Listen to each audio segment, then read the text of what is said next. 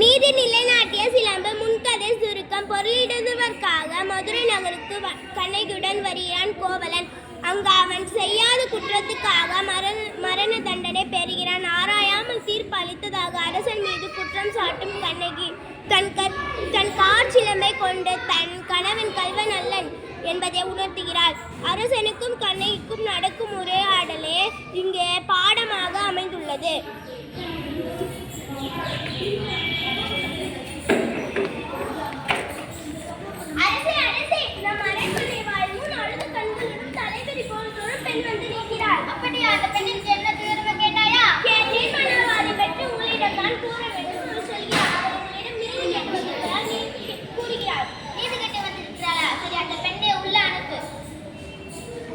ஆன்றோர்களும் சான்றோர்களும் நிறைந்திருக்கும் அவையிலே நடுநாயகமாய் மன்னர் வீட்டிற்கு அரண்மனைக்குள் நுழைகிறாள் கண்ணகி.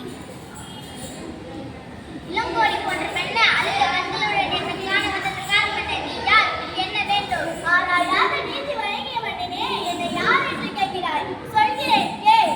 உலகம் வியக்கும் வண்ணவர் பிராவியாக தன் உடலையே தந்த சிற்று மன்னனை பற்றி நீ அறிவாயா? பால் போற்றும் பசுவாய் மக்கள் தேவகனாக தேர்காலிட்டு கொன்ற தன் மகனை அதே தேர்காலிட்டு கொன்றாரே மனுநீதி சோழனை பற்றி நீ அறிவாயா? பெண்ணே, நான் கேட்ட வினாவுக்கு இன்னும் நீ விடை கூறவில்லை. அதை விட்டுவிட்டு நீ வேறு எதையோ கூறிக்கொண்டிருக்கிறாய். இழப்பின் அருமை தெரியாத மன்னனே, என் நிலை அறியாமல் தானே நீ இப்படி பேசுகிறாய். இதுவரை நான் கூறிய பெருமைமிக்க சோழ மன்னர்கள் வாழ்ந்த புகார் நகரமே எனக்கு ஊர். அப்பூரில் பழியில்லா சிறுபினருடைய புகழ்மிக்க மாசாத்துவான் மகனாகிய கோவலன் என்பவனின் மனைவி நான். ஓ, இப்போது புரிகிறது. அந்த கோவலனின் மனைவியா நீ?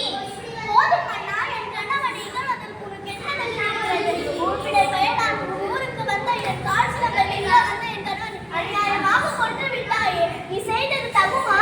பெண்ணே, கல்வனை கொள்வது கொடுங்கோல் என்று அங்கே ஏற்புடையே. இது அனைவரும் அறிவார்கள், உனக்கு தெரியாதா என்ன?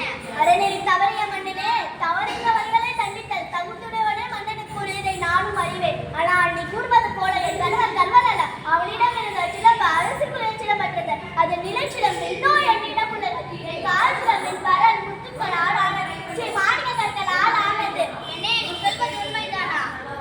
உண்மையாய் நடக்கிற சிலம்பு முத்துக்களால் ஆனது.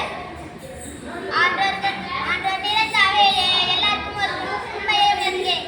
யாரெங்கே கோவலன் இருந்தால் சிலம்பை கொண்டு வா. சிலம்பை பெற்ற மன்னர் அதை கண்ணகியிடம் கொடுக்கிறார். என்னே, உன் கவலனிடமிருந்து கைப்பற்று சிலம்பு. கண்ணகி அச்சிலம்பை கையில் எடுக்கிறார்.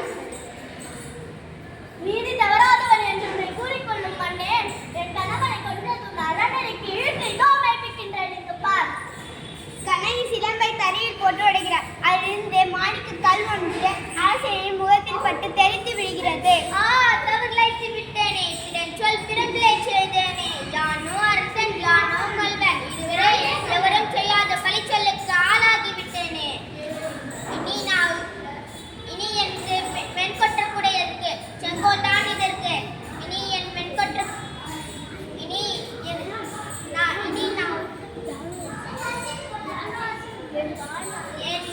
வாழ்நாள் இனி முடிவதாகும். அழியட்டும் பொழியட்டும், அழியட்டும் பொழியட்டும், அழியட்டும் பொழியட்டும். அரசியல் பிழைத்தோர்க்கு அறம் கூற்றாகும் என்பதை அரசியல் பிழைத்தோர்க்கு அறம் கூற்றானது.